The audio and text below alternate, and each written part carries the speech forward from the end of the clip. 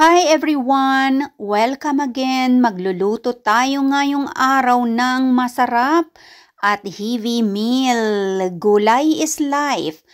Ang ating bawang ay napitpit na natin at itong ating mahabang sweet chili ay 3 kahapon pero kinain ko na kagabi ang isa ng raw.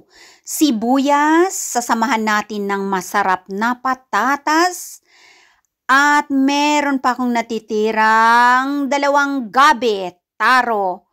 Ilalagay din natin yan sa ating lulutuin ngayon with Chinese cabbage na nabili ko kahapon sa supermarket. Ayan, today ay free day ang Reyna kay Ngangabel, kaya shout out sa inyong lahat-lahat dyan na mga nanonood. Ayan, kumusta-mus kayong lahat-lahat? Siyempre naman, ang ating chicken bites na na-marinate na at na-overnight na natin sa rep.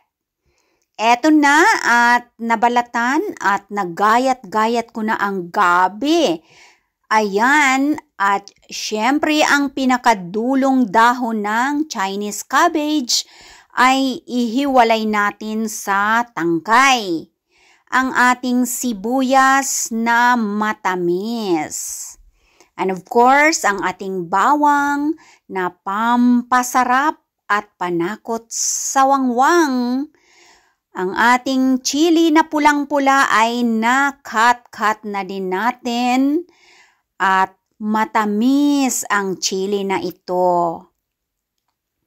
Ito ang pinakapunong bahagi ng Chinese cabbage dahil hindi natin pagsasabayin yan sa dahon. Siyempre, ang ating patatas na malinamnam, ayan na magsisilbing pinakakanin ng ating lulutuin ngayong araw.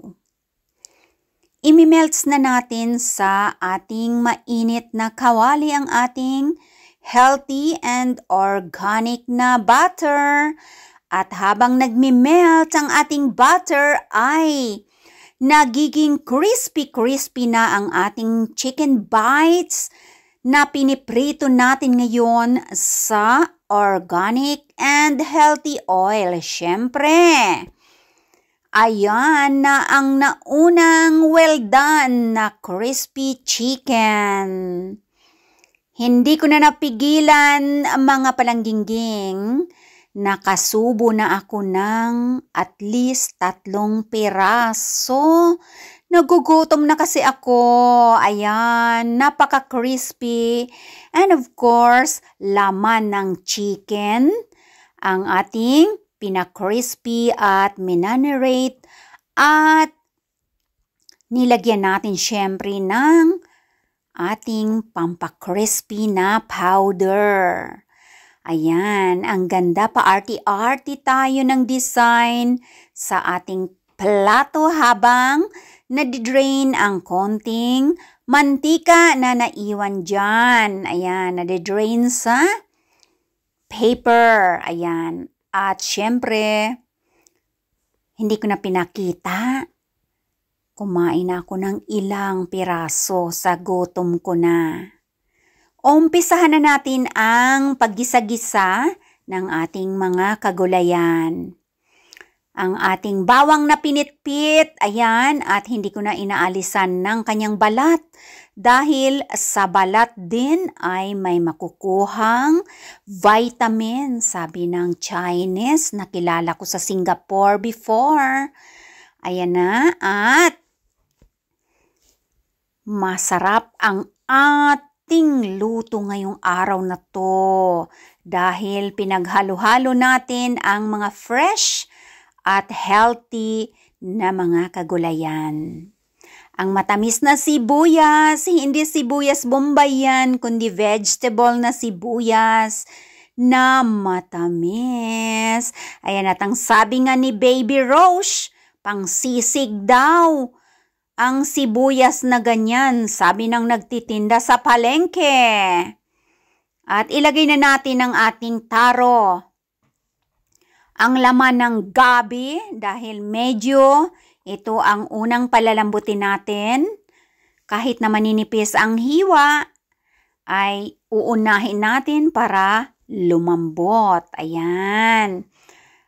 At halukay-halukay konti. At syempre ang mga matitigas ay idadagdag natin ang patatas, stripe ko na hiniwa-hiwa yan para hindi sila magkapareho ng taro. O diba? Ayan, at open sesame. Ang bango na.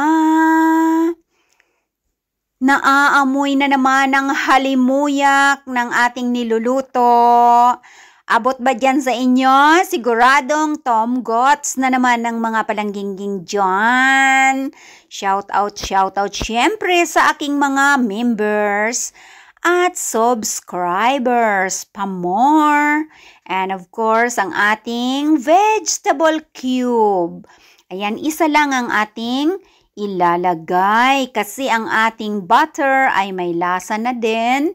At syempre, ang ating puno ng Chinese cabbage. Ayan, medyo matigas-tigas din. Kaya ilalagay natin dyan. Para bago natin ilagay ang ating pinakadulong mga dahon ng Chinese cabbage, ay malambot na. Open sesame. Ayan. At habang lumalambot pa lalo ang patatas sa ilalim at ang taro sa ilalim, ay unti-unti na ring lumalambot ang pinakapunong bahagi ng ating Chinese cabbage dahil ayaw nating malabsak para still crunchy ang ating puno ng Chinese cabbage. Ayan, at malapit-lapit na tayong makayari ng ating kakainin ngayong araw na ito. Ang bango, nakakatakam na talaga kahit hindi pa ready ang ating pagluluto. Ilagay na ang mapulang-mapulang sweet chili dahil ayaw ko rin na labsak ang ating chili.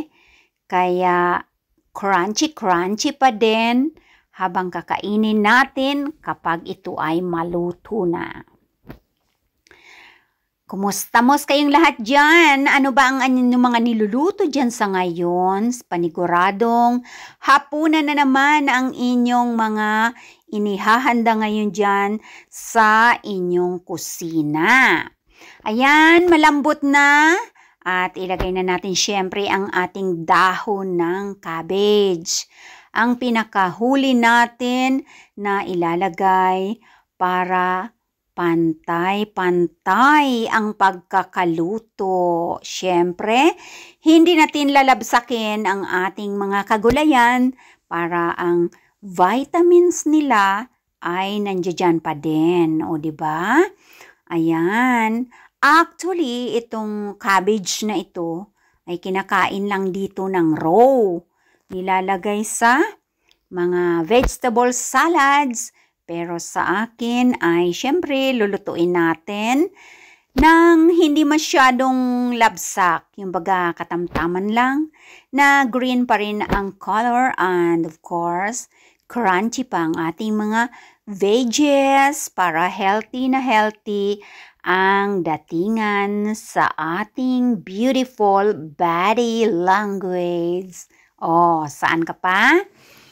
Ayan, halukay konti at humahalimuyak na ang kabanguhan. Abot na sa sulok ng iba't ibang bahagi ng mundo. Charot lang. Ayan, at luto na ang ating kagulayan. Tayo ay kakain na at magsisetting na tayo ng ating plato. Sa ngayon, tamang-tama ang datingan dito, kaya magsisetting tayo ng 3 plato. Ayan. Lapit-lapit na ang mga kakain dyan.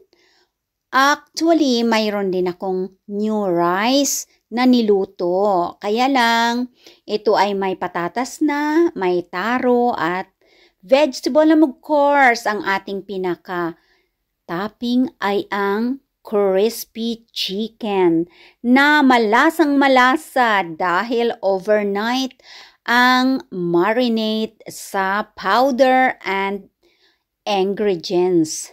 Siyempre naman, ayan ang bango. At siyempre, para ma-color-color ang dating, lagyan natin ng raw na chiling pulang-pula na tinira natin. Ayan, o diba? Ready na ang ating plato.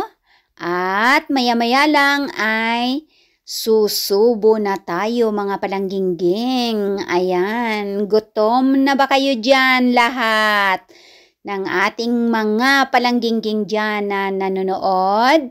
Maraming salamat syempre sa inyong pagsubaybay at pag-like and share, comment, panonood sa ating YouTube channel. Ayan. Sa aking mga members, ayan, kain na tayo. Ayan, at ang inihanda ko ngayon ay 3 plato para sabay-sabay at kanya-kanya ng position. O, diba? Ayan, kanino mapupunta yan?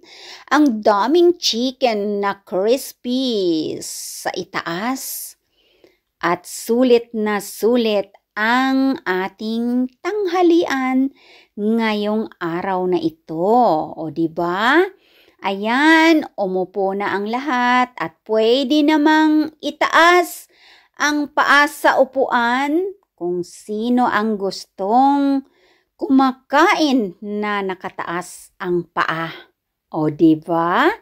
Thanks for watching mga palanggingging and see you again next time. Take care. Bye-bye.